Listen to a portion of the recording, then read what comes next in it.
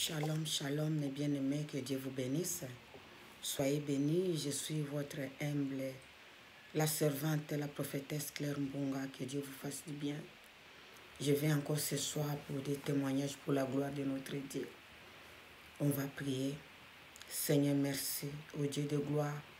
J'élève ton Saint-Nom maintenant, Jésus. J'élève ta bonté parce que tu es roi. Sois élevé au milieu de ton peuple, Jésus. Cher Saint-Esprit, parle avec moi, conduis-moi. Ça sera pour ta seule gloire. Seigneur, toute personne qui nous écoute, qui nous suit, qui soit bénie au nom puissant de Jésus. Que le Saint-Esprit le saisit là où il se trouve. Ça sera pour ta seule gloire. Au nom puissant de Jésus. Amen.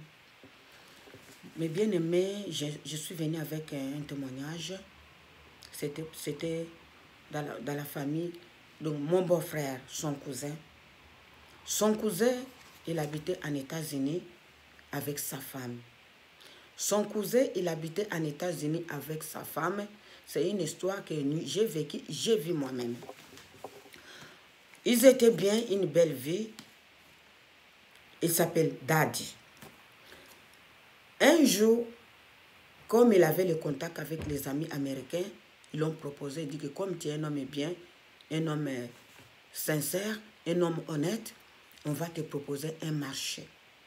Le marché, là, c'était l'époque de la crème Belle Dame. Les crèmes Belle Dame, ça se vendait bien au Congo-Kinshasa.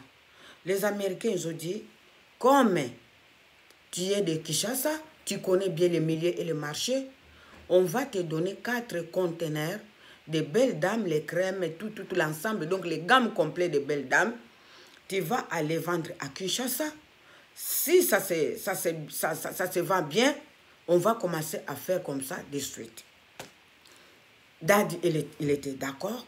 Il a dit, c'est une bonne affaire, oui. J'ai de la famille, j'ai des gens là-bas qui peuvent s'en occuper. Daddy, les Américains, ils ont signé des papiers de contrat. On l'a donné 4 conteneurs de Belle Dame.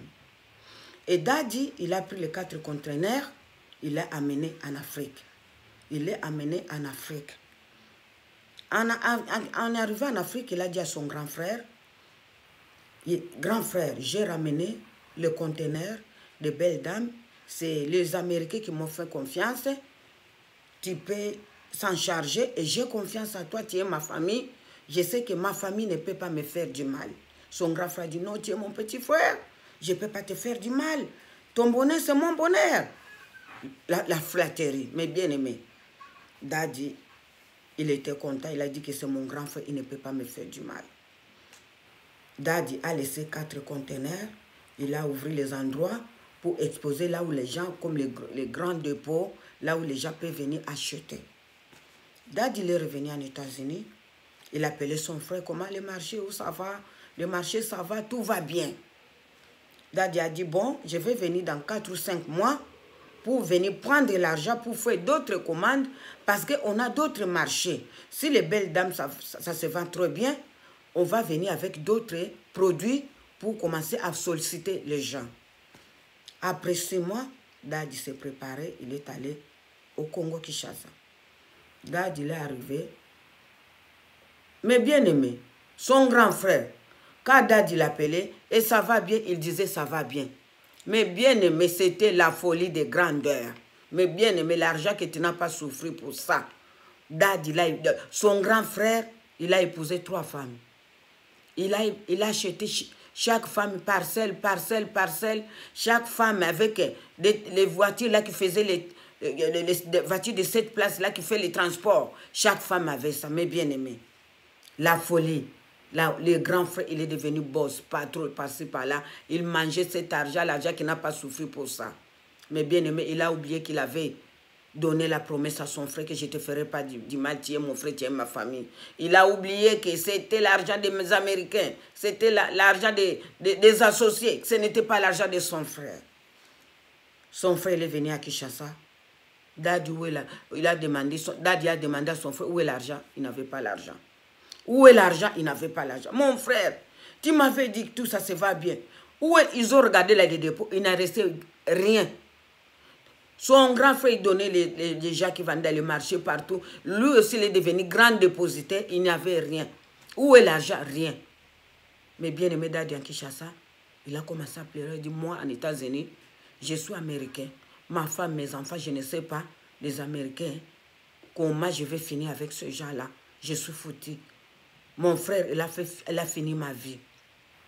Dadi n'avait pas le choix. Il est retourné en États-Unis. En arrivant en États-Unis, il a expliqué aux Américains, oh, là où je suis parti, ça n'était pas bien passé. Les Américains, il a dit, quoi? On t'a fait confiance, tu as abusé avec notre confiance. Tu n'es pas bien. Ils ont porté plainte. Dadi au tribunal.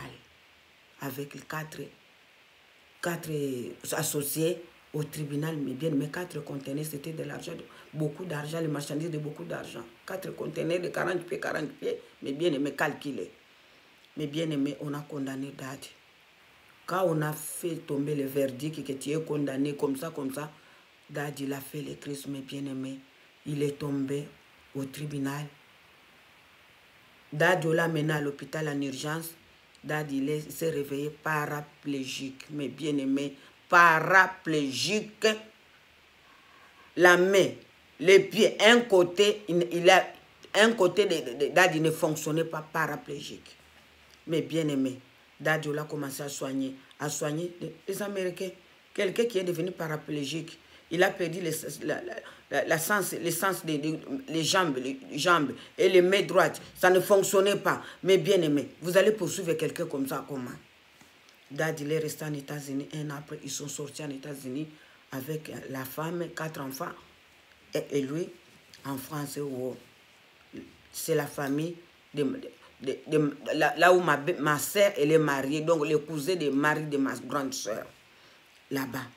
Moi, j'ai vu cet homme, on a commencé à me dire l'histoire. L'histoire de cet homme, ça m'a fait couler de larmes. Il avait une belle vie.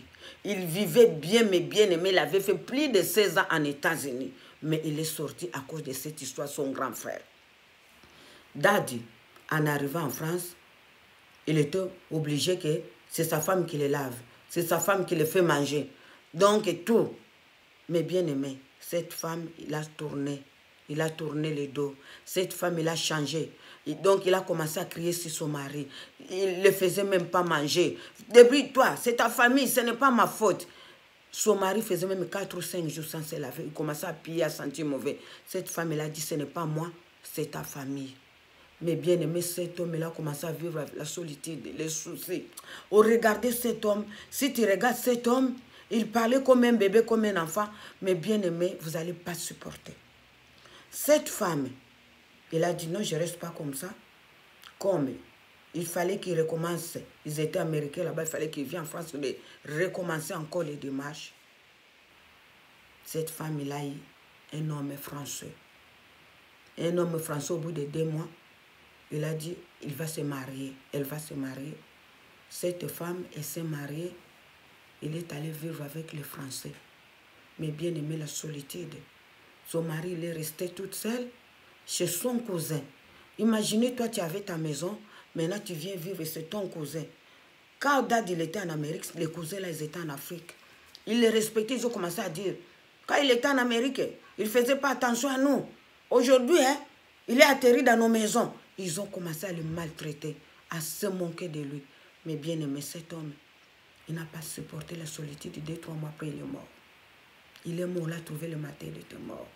Mais bien aimé, je vous dis, cette femme aujourd'hui, elle est en France aujourd'hui, mariée. Les enfants, ils sont grands. Leur papa, il est mort. Regarde, mes bien-aimés, un conseil. On connaît qui est qui dans le moment des problèmes. On connaît qui est véritable, la personne qui est à côté de toi quand tu es malade. On connaît le vrai amour dans des situations comme ça. Il fallait que les situations là tombent pour que cette femme change de costume, pour que cette femme change tout de suite même son comportement. Mais bien aimé, quand on se marie, on dit c'est pour les meilleurs et pour les pires. Mais cette femme, elle a dit, c'est pour meilleurs, mais pas pour les pires. Donc pour les pires, moi je pars. Pour les meilleurs, je reste. Il y a des gens comme ça, des hommes et des femmes, si tu as des problèmes, ils t'abandonnent.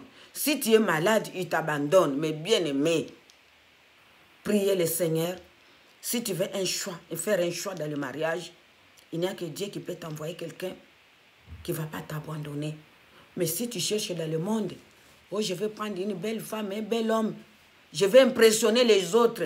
Au lieu de regarder la beauté intérieure, toi, tu regardes tout ce qui brille, et tout ce qui brille n'est pas de l'or. Mais bien aimé, tu vas tomber avec quelqu'un que tu vas jurer que tu ne feras plus confiance à quelqu'un. C'est ça l'histoire de mon cousin, de mon beau-frère Dadi. L'histoire de belle dame, mes bien-aimés. C'est l'histoire que je viens vous parler ce soir. C'est triste, mes bien-aimés. Le secours de l'homme n'est que vanité. C'est ça. Je vous aime partout où vous trouvez dans le monde. Je vous aime. Soyez bénis au nom puissant de Jésus. Abonnez, likez, aimez, partagez. Ça sera pour la gloire de Dieu. Quand on parle comme ça, ça va donner la sagesse à quelqu'un qui voulait commettre une erreur. Ça va lui faire réfléchir. Ça va lui raisonner. Il va dire que j'ai attendu un jour une histoire comme ça. Ça va l'aider, mes bien-aimés. Ce n'est pas en vain qu'on parle. Et puis on a là, l'Esprit de Dieu nous accompagne, nous guide pour nous faire comprendre les choses de la vie. Soyez bénis. Je vous aime partout où vous vous trouvez dans le monde. Que Dieu vous bénisse au nom puissant de Jésus. Amen. À la prochaine, mes bien-aimés. Bye.